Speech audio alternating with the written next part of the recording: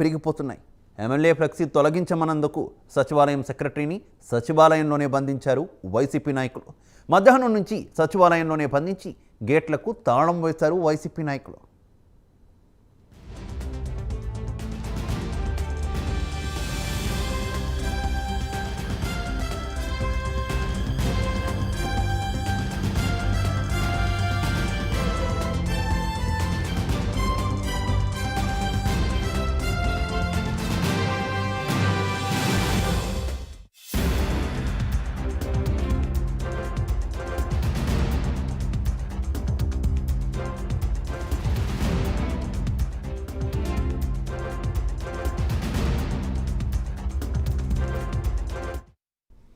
అనకాపల్లి జిల్లా పల్లపు ఆనందపురంలో వైసీపీ ఆగడాలు పెరిగిపోతున్నాయి. ఎమ్మెల్యే ఫ్లెక్సీ తొలగించమన్నందుకు సచివాలయం సెక్రటరీని సచివాలయంలోనే బంధించారు వైసీపీ నాయకులు.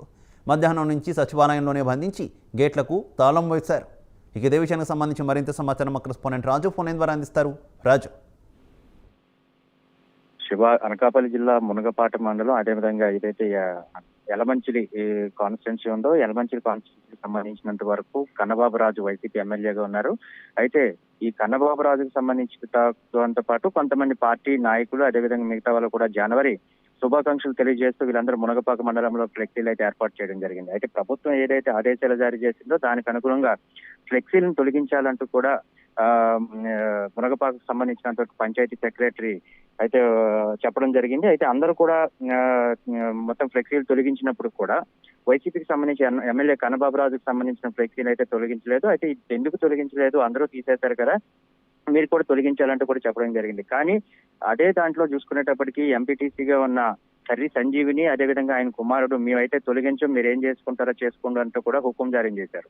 అయితే దీనిపై మేము పై అధికారులకు అయితే ఫిర్యాదు చేస్తానంటూ కూడా అయితే విలేజ్ సెక్రటరీ అయితే సమీహా మహమ్మద్ అయితే చెప్పడం జరిగింది. దీంతో ఆగ్రహించిన ఎమ్మెల్యే, అదేవిధంగా ఎంపీటీసీలు మొత్తం అందరూ కూడా ఆవిడకి వెంటనే మెమో కూడా జారీ చేశారు. అయితే మెమో ఎందుకు జారీ చేశారు, అసలు జారీ చేయడానికి నేను చేసిన తప్పిదం ఏంటి, అసలు మేము ఫ్లెక్సీ తొలగించమని తప్పితే మిగతా ఏం చెప్పలేదు కదా అంటూ కూడా ఆవిడైతే వాపోయిన పరిస్థితి కనిపిస్తుంది. అయితే దీన్ని ఏం కూడా పట్టించుకోకుండా నిన్న ఏదైతే పంచాయతీ కార్యాలయంలో ఆవిడ ఉండేటప్పుడు ఆవిడ లోపల కూర్చుంటుండగా ఈ వైసీపీకి సంబంధించిన ఎవరైతే ఎంపీటీసీ సంజీవిని కానీ కర్రీ సంజీవిని కావచ్చు, ఆవిడ కుమారుడు కావచ్చు, వీళ్ళిద్దరు కూడా వచ్చి ఆ గేట్లు మీరు వెంటనే కూడా సచివాలయం నుంచి బయటకు వెళ్ళిపోవాలంటూ కూడా హుకుం జారీ చేశారు. అయితే సచివాలయంలో నేను ఎంప్లాయీని కనుక నేను ఎలా బయటకు వెళ్తాను, వెళ్లాల్సిన అవసరం నాకేంటుంది అంటూ కూడా ఆవిడ ప్రశ్నించడం జరిగింది. అయితే నేను సచివాలయంలోనే బంధించి మేమైతే తాళం వేస్తామంటూ కూడా ఆవిడ లోపల విధులు నిర్వహిస్తుండగానే బయట గేట్లకి అయితే తాళాలు వేయడం జరిగింది.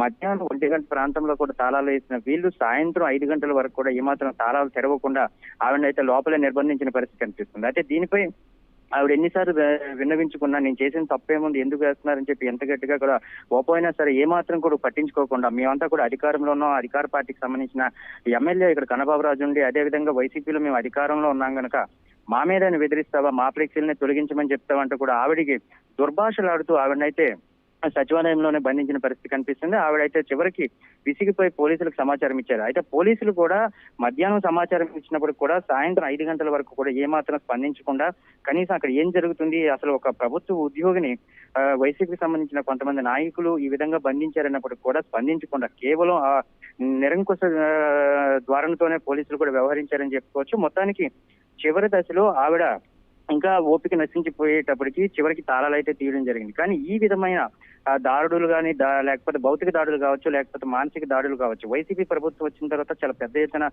ప్రభుత్వ ఉద్యోగులపై పెరుగుతున్నాయన్న విషయాన్ని అయితే మాత్రం చాలా స్పష్టమవుతుందని చెప్పి కూడా ప్రభుత్వ ఉద్యోగులందరూ కూడా ఆవేదన వ్యక్తం చేస్తున్న పరిస్థితి కనిపిస్తుంది. ఇదే కానీ కొనసాగితే ప్రభుత్వ కార్యాలయాల్లో తాము ఉద్యోగాలు చేయడం కూడా చాలా కష్టం అవుతుందని కూడా వాపోతున్న పరిస్థితి కనిపిస్తుంది. ఈ రోజు కూడా ఆవిడైతే సచివాలయం సెక్రటరీ రాకూడదు, మీరు వచ్చినారంటే మాత్రం 2వ రోజు కూడా ఇదే తరహాలో మేమైతే వ్యవహరిస్తామంటూ కూడా ఒక భయభ్రాంతులకు గురి చేసే విషయాన్ని అయితే ప్రస్తుతానికి అక్కడ చెప్తున్న పరిస్థితి కనిపిస్తుంది. దీంతో ఆవిడ మీడియా ముందు కూడా వచ్చి తను ఏం చేశాను, అసలు నా తప్పేంటి, అసలు ఈ విధంగా చేయడాన్ని ప్రభుత్వ ఉద్యోగిగా ఉన్న నన్ను ఒక ఎంపీటీసీ వచ్చి లోపల పెట్టి బంధించడాన్ని ఏ విధంగా చూస్తారు, అసలు అధికారులు చెప్పినా సరే వాళ్ళంతా కూడా అధికార పార్టీలో ఉన్నారు కదా, అందుకోసం మనం ఏం చేయలేం, మీరు లైట్ తీసుకోండి అనే విషయాన్ని అయితే చెప్తున్నారు అంటూ కూడా ఆవిడ వాపోతున్న పరిస్థితి కనిపిస్తుంది. Shiva. Okay Raju, thank you.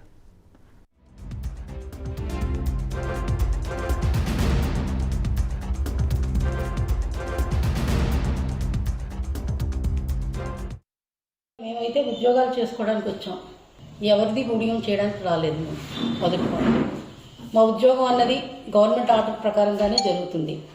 ఆ గవర్నమెంట్ ఆర్డర్ని తూచా తప్పకుండా నేనైతే పాటిస్తాను. నాకు సాధ్యమైనంత వరకు నేను చేస్తూనే ఉంటాను. అవాంతరాలు వచ్చినా ఎవరేం చేసినా నా పని ఏదో నేను చేసుకుంటూ వెళ్ళిపోతాను. అయితే గతంలోని మనకి ప్లాస్టిక్ నిషేధం, ప్లాస్టిక్ ఫ్లెక్సీల నిషేధం గురించి గవర్నమెంట్ జీవో ఇచ్చింది. ఆ తర్వాత పోస్ట్ పోన్ చేసింది. అది 26వ తారీఖు నుంచి తూచా తప్పకుండా పాటించాలని మనకి జీవో ఇచ్చారు. మాకు దానికి సంబంధించి 25వ తారీఖున వెబెక్స్ మీటింగ్ కూడా జరిగింది. ఆ మీటింగ్ నోట్స్లో కూడా అదే ఉంది. 26వ తారీఖున జెండా ఇట్లా ఉందండి, ఏమన్నా ఉంటే తీసేయండి అని చెప్పాను. మరి మా ఆఫీస్కి ఎదురుగానే రాజకీయ నాయకుల ఫోటోలతోటి వాటితో ఉంది. చెప్పాను, అయ్యా ఇది ఏ పార్టీకి సంబంధించిన ఆఫీస్ కాదు, ఇది గవర్నమెంట్ ఆఫీస్, దయచేసి మీరు తీసేయండి అంటే కొంతమంది వైసీపీ నాయకులు పెట్టుకున్నవి తీసేశారండి. వాళ్ళంతటి వాళ్ళు వెంటనే తీసుకుని వెళ్ళిపోయారు. మేడం గారు అలాగేనండి అని చెప్పి. కొంతమంది తెలుగుదేశం పార్టీ వాళ్ళు ఉన్నారు, వాళ్ళు కూడా తీసుకెళ్ళిపోయారండి. కాకపోతే అటువైపు ఒక పోస్టర్ ఉండిపోయింది. వాళ్ళకి నేను చాలాసార్లు చెప్పాను, అయ్యా తమరు తీసేయండి, తీయకపోతే తీసిన వాళ్ళు నన్ను ఇబ్బంది పడతారండి అని చెప్పాను. తీసేస్తామండి, ఈరోజు తీస్తాం, రేపు తీస్తాం, ఎల్లుండి తీస్తాం, అట్లాగే ఉంది. నేను మొన్న శుక్రవారం కూడా చెప్పాను, అయ్యా తీసేయండి అంటే శనివారం అన్నారు. శనివారం అంటే సోమవారం అన్నారు. సోమవారం అంటే సోమవారం సాయంత్రం అన్నారు. సోమవారం సాయంత్రం అంటే మంగళవారం ఉదయం అన్నారు. మంగళవారం ఉదయం అంటే మంగళవారం సాయంత్రం అయిపోయింది.